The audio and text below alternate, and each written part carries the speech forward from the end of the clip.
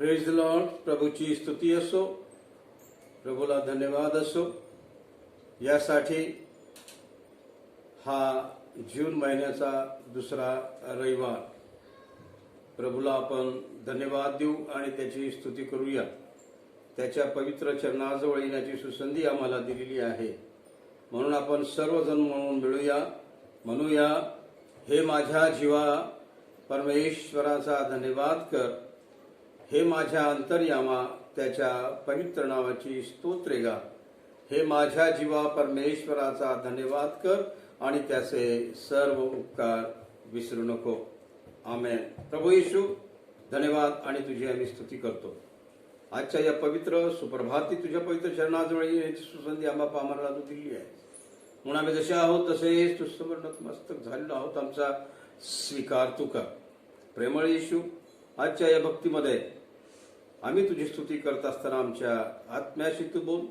तुझं पवित्र वचन ऐकत असताना प्रभू आम्हाला श्रवण करण्याची शक्ती आणि सामर्थ्य दे. जमलेल्या प्रत्येक भक्तगणावर तो आपला विपुल असा आशीर्वाद पाठव.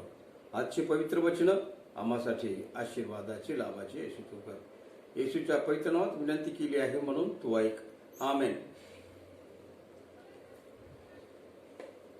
छोटस गीत, एक गझल, त्याचं एकच कडवं मी या ठिकाणी गाणार आहे. तुझे बिन मेरा जीवन सुना. तुझे बिन मेरा जीवन सुना. तुझे बिन मेरा जीवन सुना. तुझे बिन मेरा जीवन सुना.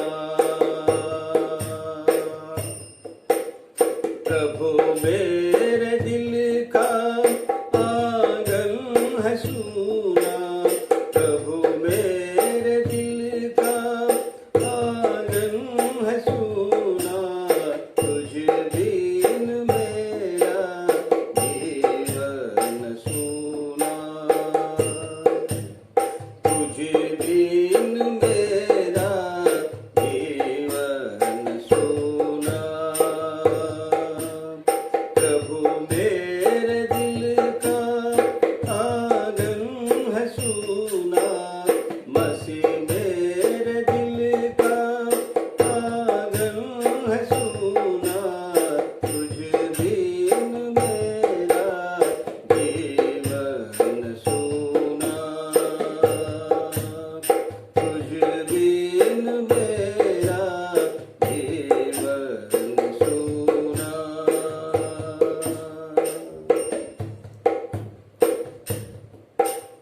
ढूंढा तुझे मैंने पर्वत सारे.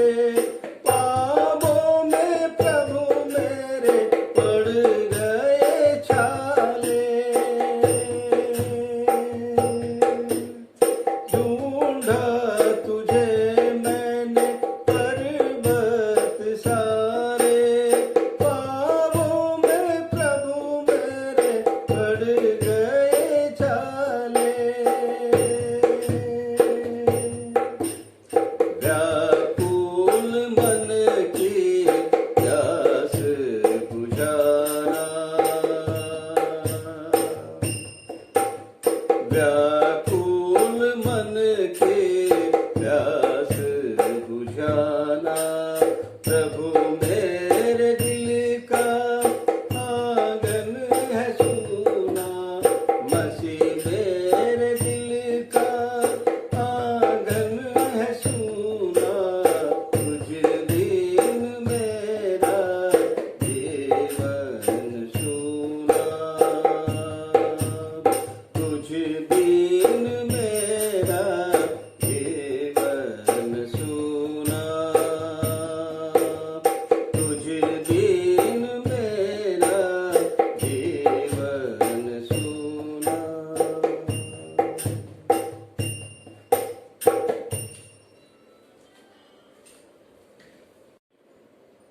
आजच्या मननाकरता आपण शास्त्रपाठ वाचणार आहोत.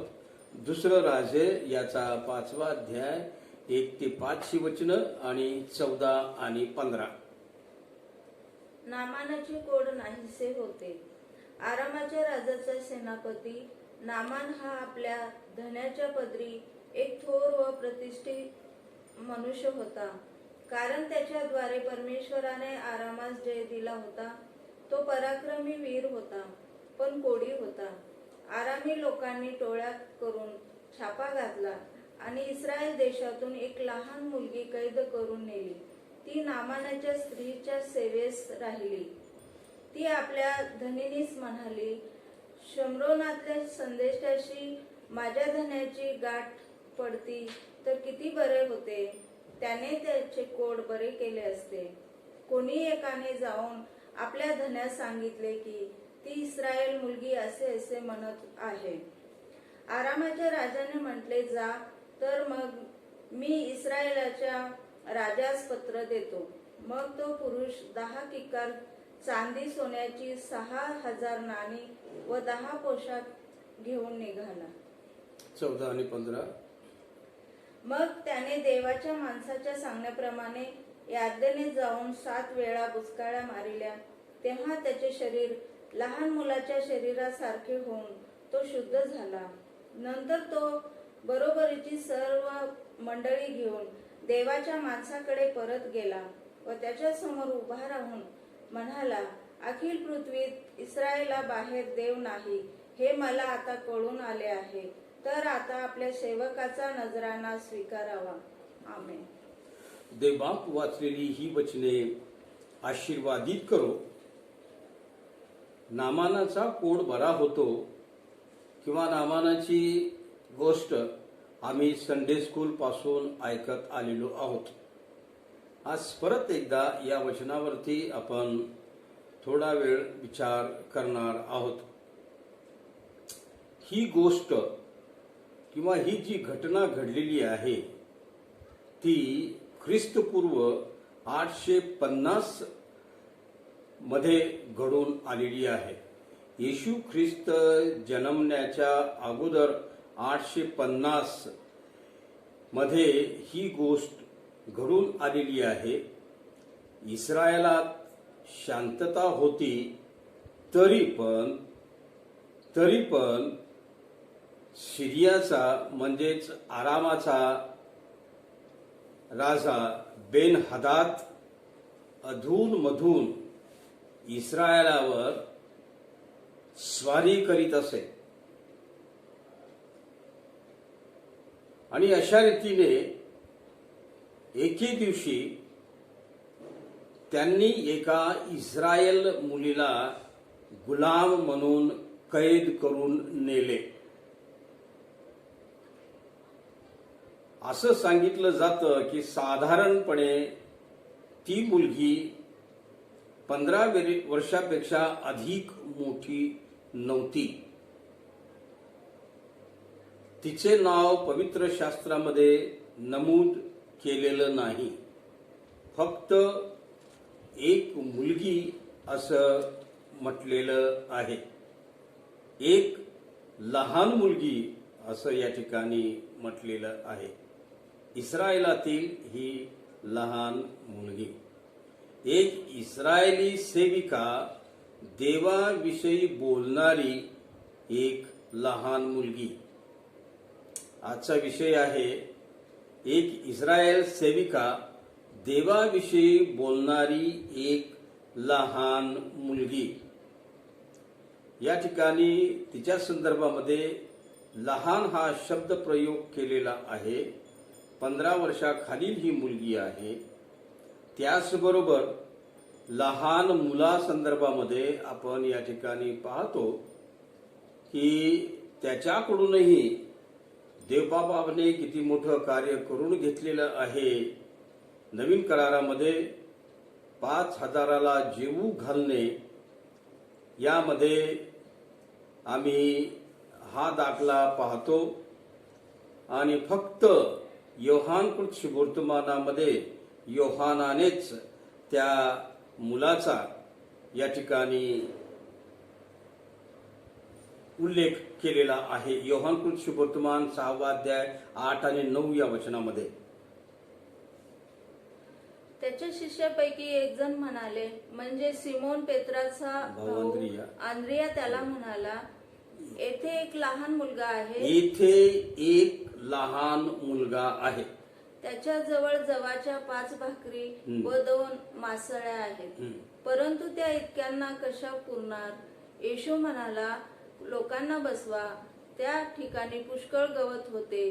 तेव्हा तेथे ते सुमारे 5,000 पुरुष होते ते बसले. आंद्रिया, सिमोन पेत्राचा भाऊ आंद्रिया येशू ख्रिस्ताला म्हणाला, येथे एक लहान मुलगा आहे. येथेही त्याचं नाव दिलेलं नाहीये, त्याचं वय दिलेलं नाहीये, परंतु आंद्रिया म्हणतो येथे एक लहान मुलगा आहे आणि त्याच्याकडे 5 जवाच्या भाकरी आहेत आणि 2च मासे आहेत. मुलगी लहान आहे, मुलगा लहान आहे.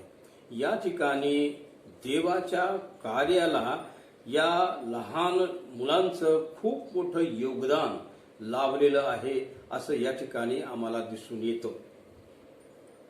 जुन्या करारामध्ये, नवीन करारामध्ये, जुन्या करारामध्ये जर आम्ही बघितलं की अब्राहम, मोशे, त्याचप्रमाणे यहोशवा, नाही का, आम्ही या ठिकाणी पाहतो अगदी म्हातारी होऊपर्यंत 120 त्याच्या पुढे हे लोक जगलेले आहेत आणि त्या वयामध्ये देखील परमेश्वरानं त्यांच्याकडून कार्य करून घेतलेलं आहे. अगदी वृद्धावस्थेमध्ये परमेश्वरानं त्यांच्याकडून कार्य करून घेतलेलं आहे. जुन्या करारामध्ये देखील आम्ही त्या ठिकाणी पाहतो त्याच्या शिष्यांनी कार्य केलेलं आहे. पवित्र शास्त्रामध्ये स्त्रिया आहेत, पुरुष आहेत, जुन्या करारामध्ये आहेत, नवीन करारामध्ये आहेत. त्या ठिकाणी परमेश्वरानं त्यांच्याकडून कार्य करून घेतलेलं आहे, स्त्री असो पुरुष असो. परंतु या ठिकाणी आम्ही पाहतो की लहान मुलांकडनं देखील परमेश्वरानं हे कार्य करून घेतलेलं आहे आणि म्हणून या ठिकाणी आणि तेही महान कार्य आहे. योहानाचं शुभवर्तमान 5,000ला जीव घालणे, 2 मासे आणि 5 भाकरी, नाही का, या ठिकाणी या मुलाने केलेला मोठा त्याग. आपल्यासाठी त्यानं काही नाही ठेवून घेतलं, परंतु प्रभूच्या कार्याला त्याने या ठिकाणी ते देऊन टाकलेलं आहे आणि प्रभू येशू ख्रिस्तानं त्यावरती स्वर्गीय पित्याचा आशीर्वाद मागितला आणि लोकांना ते खाण्यासाठी दिलेलं आहे. 5,000 लोक जेवून त्या ठिकाणी 12 टोपल्या अन्न त्या ठिकाणी उरलेलं आहे. मोठं योगदान या लहान मुलाचं परमेश्वराच्या सेवेमध्ये या ठिकाणी झालेलं आम्हाला दिसून येतं. या ठिकाणी नामानाचा कोड बरा होतो. दुसऱ्या राज्यामध्ये 5व्या अध्यायामध्ये त्या ठिकाणी संपूर्ण वृत्तांत आम्हाला त्या ठिकाणी पाहायला मिळतं. की ती पहिली गोष्ट आम्ही या ठिकाणी ही पाहतो की येथे एक लहान मुलगी आहे आणि तिला गुलाम म्हणून आणलेलं आहे. स्लेव ज्याला आम्ही म्हणतो, गुलाम, सेवा करण्यासाठी, आपल्या मालकीनीची किंवा सेवा करण्यासाठी या ठिकाणी गुलाम म्हणून त्या काळामध्ये ठेवलं जात असे. आणि ही मुलगी अशा प्रकारे इस्रायलामधून तिला धरून पकडून त्या ठिकाणी आणलेलं होतं गुलाम म्हणून. या ठिकाणी नामानाची पत्नी आहे तिच्याकडे सेवा करण्यासाठी तिला आणलेलं होतं. लहान मुलगी आहे प्रियानो, परंतु तिचं कार्य प्रभावी आहे. तिचं कार्य प्रभावी आहे. जसं लहान मुलाचं कार्य या ठिकाणी आम्ही पाहतो की प्रभावी आहे. 5 भाकरी 2 मासे 5,000ला पुरून त्या ठिकाणी उरलेलं आहे. अशाच पद्धतीनं या लहान मुलीचं कार्य प्रभावी आहे. नामान जो अधिकारी म्हणजे अतिशय कर्तबगार, त्या राज्यामध्ये वजनदार आणि पराक्रमी याला असा तो होता आणि त्याला राजा मान देत असे. नामान एक कर्तबगार, एक वजनदार आणि पराक्रमी असा तो सरदार त्या ठिकाणी होता आणि त्याला राजा मान देत असे. अशा या नामानाच्या बायकोची दासी म्हणून या ठिकाणी या मुलीला गुलाम म्हणून, तिची सेविका म्हणून, नामानाच्या बायकोची दासी म्हणून, सेविका म्हणून या मुलीला तिथे ठेवलेलं आहे. पवित्र शास्त्रात त्या 5व्या अध्यायामध्ये आम्हाला त्या ठिकाणी पाहायला मिळतं, जरी नामान हा हुशार होता, हा कर्तबगार होता, वजनदार होता, पराक्रमी होता, परंतु त्याला या ठिकाणी कुष्ठरोग होता. कुष्ठरोग, कोड ज्याला म्हटलेलं आहे, व्हाईट लेपर ज्याला आम्ही म्हणतो, कोड, त्याला कोड फुटलेलं होतं. कोड किंवा कुष्ठरोग हा त्वचेचा आजार आहे, ज्याला स्किन डिसीज म्हटलेला आहे. त्वचेचा आजार आहे आणि त्यामुळं त्या ठिकाणी तो मोठ्या चिंतेमध्ये तो होता, तो मोठ्या विवेचनेमध्ये तो होता आणि एक प्रकारे त्याच्या जीवनावरती एक दुःखाची एक दाट छाया पसरलेली होती. एकूणच त्याच्या घरावरती दुःखाची छाया दाट पसरलेली होती, ती दूर करता येत नव्हती. आणि म्हणून या ठिकाणी आम्ही पाहतो, कुष्ठरोग किंवा कोडी जे लोक असतात त्याकडे इतर माणसं तिरस्काराने बघतात किंवा त्यांच्याकडं वेगळ्या नजरेनं त्या ठिकाणी बघतात. आणि अशा प्रकारे नामानाच्या बाबतीमध्ये देखील अशाच प्रकारे ते घडून येत होतं, कारण त्या काळामध्ये कुष्ठरोग किंवा महारोग हा त्याला महाभयंकर आजार म्हणून त्याला गणलं जात असे. आणि अशा प्रकारे या लहान, याविषयी आम्ही या ठिकाणी पाहतो की या लहान दासीलाही, या लहान मुलीलाही या धक्का देणाऱ्या परिस्थितीची माहिती झाली होती. आपल्या धन्याला कोड आहे, कुष्ठरोग आहे, याची माहिती तिला झाली होती. आणि अशा प्रकारे आम्ही पाहतो, ती सेविका होती, ती दासी होती, परंतु तिच्या वृत्तीमध्ये, तिच्या मनामध्ये कुठल्याही प्रकारचा कडवटपणा त्या ठिकाणी नव्हता. जरी नामाला तुच्छ लेखलं जात होतं, परंतु धनी म्हणून हिच्या मनामध्ये आपल्या मालकाच्या किंवा धन्याच्या बाबतीत कडवटपणा अजिबात नव्हता. आणि अशा प्रकारे देवावरील विश्वासामुळेच ती कडवट झाली नव्हती. देवावर, जिवंत देवावर तिचा प्रचंड विश्वास असल्या कारणानं अशा प्रकारची मनस्थिती तिची होती किंवा तिची ती कडवट वृत्ती त्या ठिकाणी झाली नव्हती. कारण दुसऱ्या पॉइंटमध्ये आपण पाहत आहोत, किंवा तिची मनोवृत्ती अशी झाली नव्हती कारण तिचे आई वडील देवभिरू होते. तिचे आई वडील देवभिरू होते. तिच्या आई वडिलांच्या जीवनामध्ये देवाचं भय होतं. तिचे आई वडील देवाच्या भयामध्ये चालणारे, देवाच्या वचनामध्ये चालणारे होते. ते विश्वासू होते. त्यांचं जीवन प्रार्थनामय जीवन होतं. प्रार्थनामय जीवन जगणारे तिचे हे आई वडील, विश्वासू प्रार्थनामय जीवन जगणारे, देवभिरू अशा वृत्तीचे तिचे आई वडील होते. आणि म्हणून या मुलीमध्ये या ठिकाणी आम्ही पाहतो की तोच आई वडिलांचा स्वभाव तिच्यामध्ये आलेला होता. आणि अशा प्रकारे या ठिकाणी जसं तिचे आई वडील देवावर विश्वास ठेवत होते, अशाच पद्धतीने ती आपल्या आई वडिलांकडून देवावर विश्वास ठेवण्यास ती शिकलेली होती. आपल्या आई वडिलांकडून देवावर विश्वास ठेवण्यासाठी शिकवले. अनुवादाच्या पुस्तकामध्ये 6व्या अध्यायामध्ये 4 ते 9 या वचनामध्ये त्या ठिकाणी मोशेच्या द्वारे आम्हाला या ठिकाणी पाहायला मिळतं. अनुवाद 6 आणि 4 ते 9 की त्यामध्ये सांगितलेलं आहे की ही वचने तू आपल्या कपाळपट्टीवर चिन्हा दाखल बांधून ठेव आणि तुझ्या लेकरा बाळांना, मुला बाळांना बसले असताना, उठले असताना, झोपताना, चालताना त्यांना असं पिंबव. आणि अशा प्रकारची शिकवण या ठिकाणी या मुलीला या आईवडिलांकडून त्या ठिकाणी मिळालेली होती आणि म्हणून विश्वासामध्ये ती मुलगी या ठिकाणी दृढ राहिलेली आहे. आणि अशा प्रकारे आईवडिलांच्या आज्ञेमध्ये ती वाढलेली होती आणि म्हणून त्याद्वारे ती आपल्या वरिष्ठाच्या अधीन झालेली होती. वरिष्ठ म्हणजे तिची मालकीन, तिचा मालक नामान किंवा त्याची पत्नी यांच्या अधीन त्या ठिकाणी ती झाली होती. एवढंच नव्हे तर त्याच्याशी प्रेमाने आणि सहानुभूतीने ती वागत होती. नामानाबरोबर प्रेमानं आणि सहानुभूतीनं या ठिकाणी लीनतेनं नम्रतेनं ती या ठिकाणी वागत होती.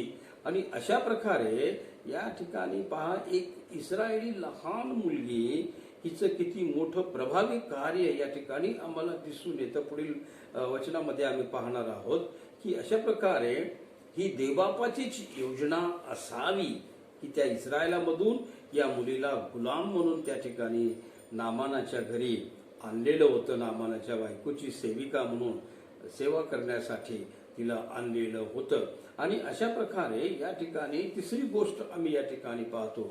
पहिली गोष्ट आम्ही या ठिकाणी पाहतो की येथे एक लहान मुलगी आहे परंतु तिचं कार्य प्रभावी आहे. दुसरी गोष्ट आम्ही पाहिलं की तिचे आई वडील देवभिरू, विश्वासू आणि प्रार्थनामय जीवन जगणारे होते. आणि तिसरी गोष्ट या ठिकाणी आम्ही त्या ठिकाणी पाहतो की वरिष्ठांनी हे ओळखलं होतं. जे वरिष्ठ लोक आहेत, नामान आहे, त्याची बायको आहे, त्यांनी ओळखलं होतं आणि तिच्यावर त्यांचा पूर्ण विश्वास होता. म्हणजे या लहान मुलीवर पहा, या ठिकाणी हिने आपल्या चालण्यातून बोलण्यातून अशा प्रकारे या ठिकाणी वर्तन केलेलं आहे की त्या ठिकाणी जे वरिष्ठ लोक आहेत किंवा नामान आहे किंवा त्याची पत्नी आहे, या सर्वांचा विश्वास त्या मुलीवरती बसलेला होता. वचन 3 मध्ये पुन्हा एकदा वाचा. वचन 3 मध्ये ती आपल्या धनीने ती म्हणाली, आपल्या धनिनीला म्हणाली, मालकिनीला म्हणाली, म्हणजेच नामानाच्या बायकोला म्हणाली, शम्रोनातल्या संदेष्टाशी माझ्या धन्याची गाठ पडली. शम्रोनातील संदेष्टाची माझ्या धन्याची गाठ पडावी. शम्रोनातील संदेष्टा म्हणजे कोण? या ठिकाणी अलिशा. अलिशा या संदेष्टाची माझ्या धन्याची गाठ पडावी. हा, गाठ पडती तर किती बरे किती होते. बरे झाले असते. त्याने त्याचे कोड बरे त्याने केले असते. त्याचे हा देवाचा संदेष्टा माणूस, देवाचा द्रष्टा, याच्याची सर माझ्या मालकाची गाठ पडली असती तर माझ्या मालकाचा कोड या ठिकाणी तो बरा करू शकला असता. हा पहा, मोजकेच परत एकदा वाचा. तिसरं वचन. ती आपल्या धनीनेस म्हणाली, शम्रोनातल्या संदेष्टाशी माझ्या धन्याची गाठ पडती तर किती बरे होते.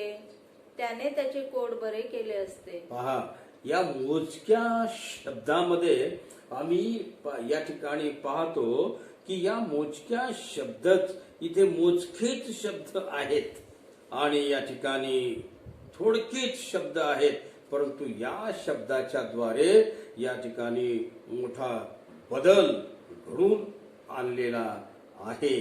आणि या ठिकाणी मरण तर खात्रीपूर्वक येणार, पण या शब्दाने मरणाऐवजी जगण्याची शक्यता निर्माण झालेली आहे.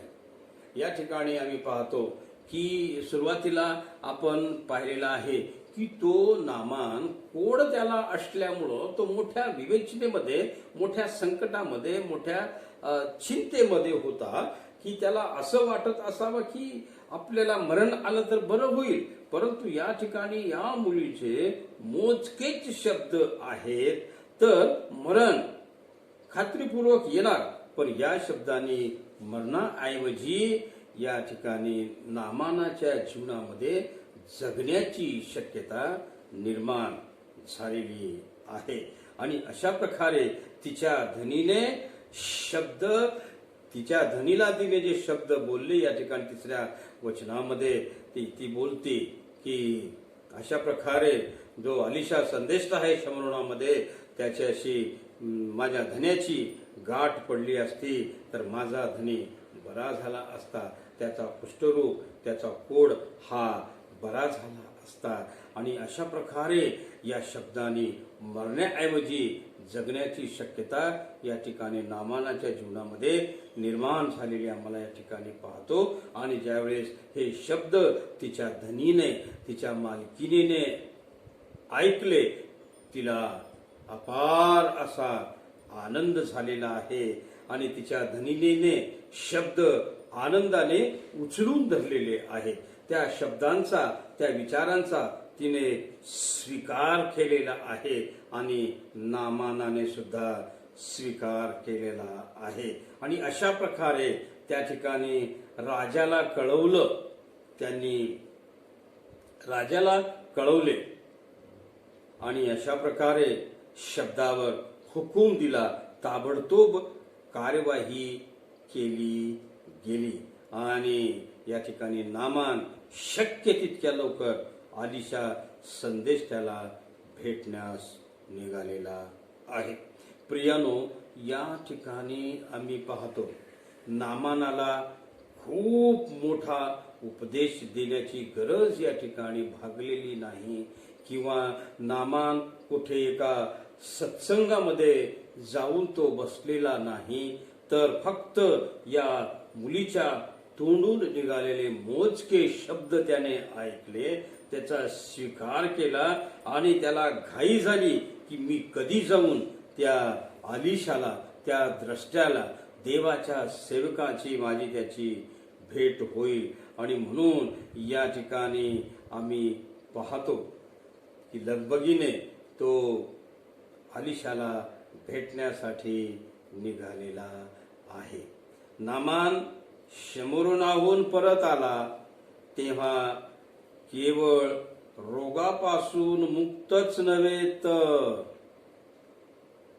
शमरोनाहून, अलिशाकडून, किंवा अलिशा जो द्रष्टा आहे, जो संदेष्टा आहे, त्याच्यापासून तो परत भेट घेऊन आला. त्यावेळेस या ठिकाणी आम्ही पाहतो की तो रोगापासून मुक्तच झाला नाही. पुढे आपण बघूया, रोगापासून तो मुक्त झाला नाही, तर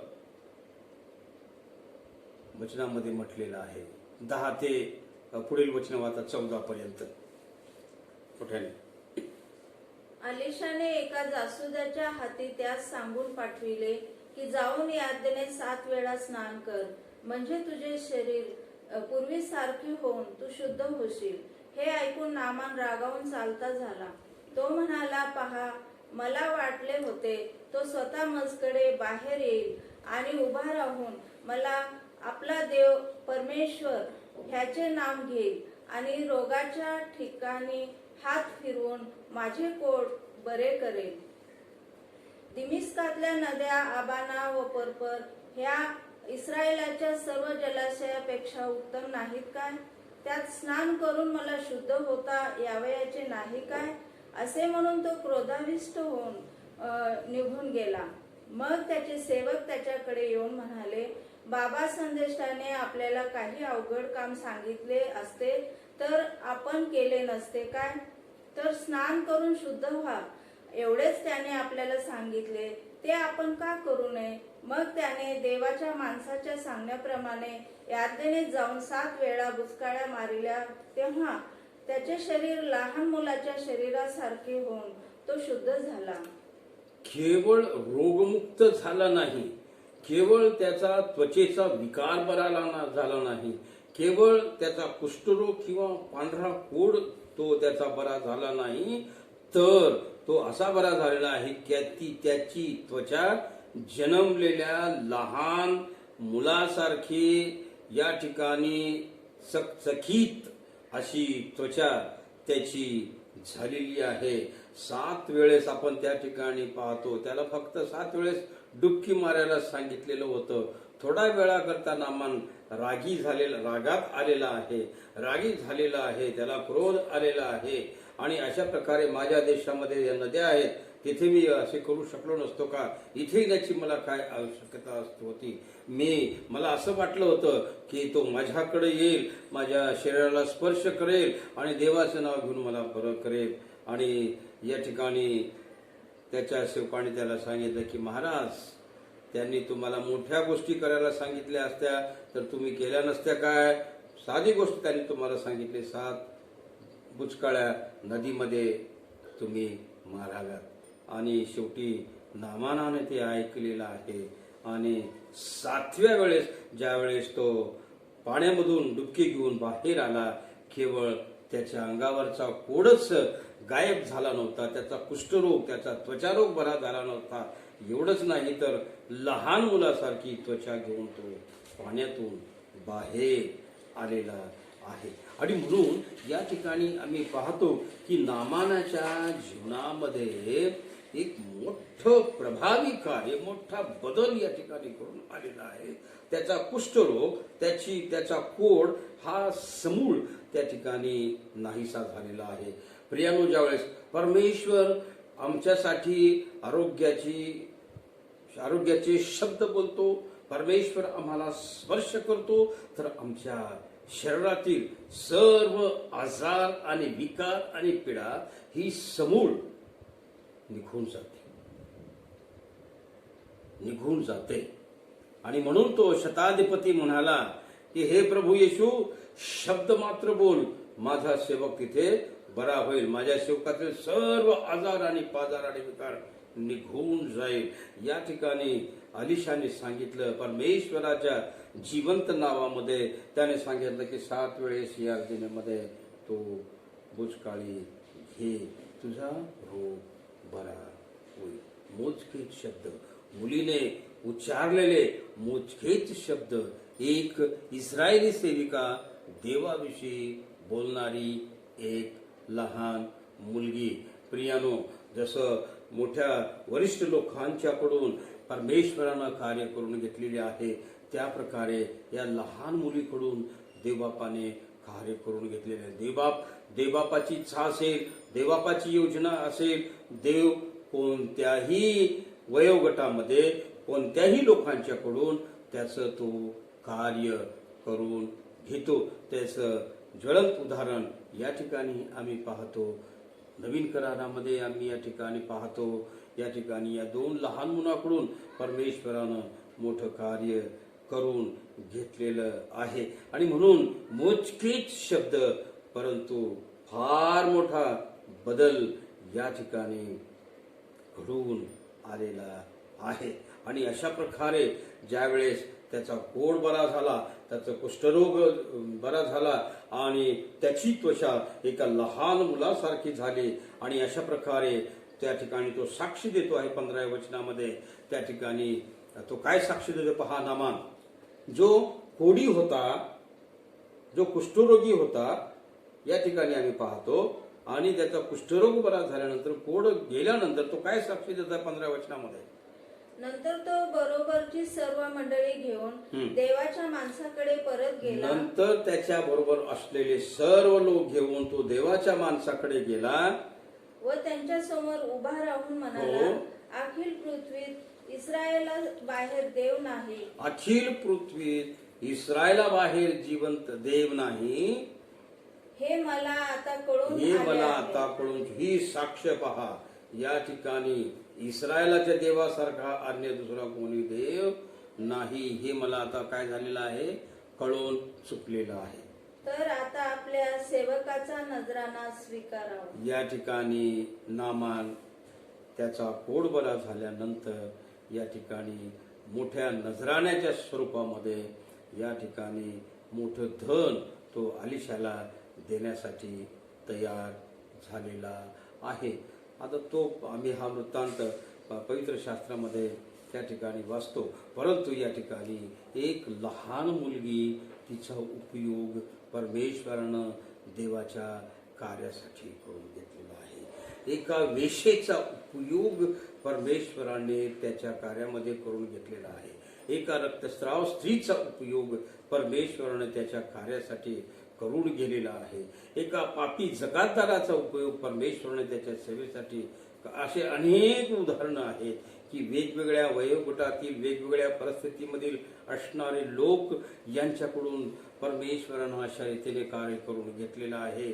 तोच परमेश्वर, तोच प्रभू येशू ख्रिस्त आज तुमच्या आणि माझ्या जीवनाच्या द्वारे देखील त्याचं कार्य पुढं घेऊन जाऊ शकतो. पण फक्त आम्हाला त्याच्या वचनामध्ये वाढायचं आहे, आम्हाला विश्वासू राहायचा आहे आणि आम्हाला प्रार्थनामय जीवन जगावयाचं आहे. या मुलीचे आई वडील देवभीरू होते, विश्वासू होते, प्रार्थनामय जीवन जगणारे होते. ज्या मुलाकडे 5 भाकरी आणि 2 मासे होते त्या मुलाचे देखील आई वडील या ठिकाणी आम्ही पाहतो देवभीरू होते, विश्वासू होते, प्रार्थनामय जीवन जगणारे होते. आणि म्हणून प्रियानो, तुम्हाला आणि मला देवबापाने जी मुलं दिलेली आहेत त्यांना देखील अशा प्रकारचं शिक्षण देण्याची जबाबदारी त्याने तुम्हाला आणि मला माता पिता म्हणून आम्हाला दिलेली आहे. आणि म्हणून आमच्या लेकरा बाळांना देखील त्याच विश्वासामध्ये त्याच वातावरणामध्ये आम्ही वाढवावं.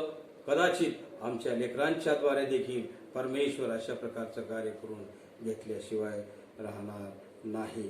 देवबाप करू आणि आम्हा सर्वांना आशीर्वादित करो. एक इस्रायल सेविका देवाविषयी बोलणारी एक लहान मुलगी. प्रभू करो आणि आम्हास आशीर्वाद देऊ. आपण प्रार्थना करूया. प्रेमळ येशू, आम्ही तुझ्या नावाला धन्यवाद देतो आणि तुझी आम्ही स्तुती करतो. या ठिकाणी इस्रायलातील प्रभू देवबापा, प्रभू पित्या, जी मुलगी गुलाम म्हणून या ठिकाणी आणलेली आहे, नामानाच्या बायकोकडे, पत्नीकडे सेविका म्हणून ठेवलेली आहे. नामानाला तिने बघितलेलं आहे, माझा धनी, माझा मालक याला फोड आहे आणि माझ्या मालकाने शमरोणामध्ये ज्वालीचा संदेष्टा द्रष्ट आहे त्याची भेट घेतली असती तर किती बरे झाले असते. मोजकीच शब्द, प्रभावी कार्य या ठिकाणी घडून आलेलं आहे.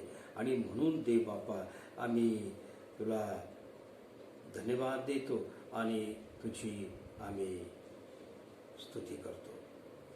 प्रेषितांची कृत्य 1 अध्याय 8व्या वचनामध्ये, युगाच्या समाप्तीपर्यंत तुम्ही माझे साक्षी व्हाल. प्रभुदेव बापा, हा नामान तुझा साक्षी झालेला आहे, त्याचं कोड बरं झालेलं आहे आणि त्याने कबूल केलेलं आहे, साक्ष दिलेले आहे की इस्रायलाच्या देवासारखा अन्य दुसरा कोणताही देव नाही.